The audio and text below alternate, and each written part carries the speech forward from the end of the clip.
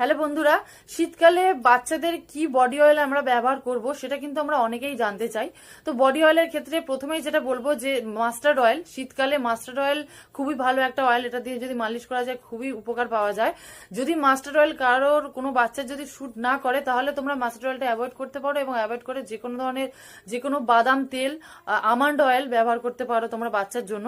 কিন্তু যদি mustard oil shoot করে তাহলে বলবো মাস্টার্ড অয়েল দিয়েই বাচ্চাকে মালিশ করতে।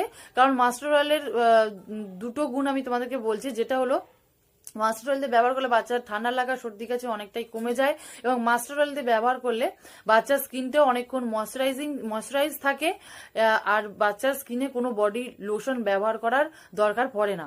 তো সেই কারণেই হচ্ছে মাস্টার্ড অয়েল যদি শুট করে তাহলে একমাত্র মাস্টার্ড অয়েল দিয়ে তোমরা কিন্তু শীতকালে ব্যবহার করতে পারো বাচ্চার স্কিনে।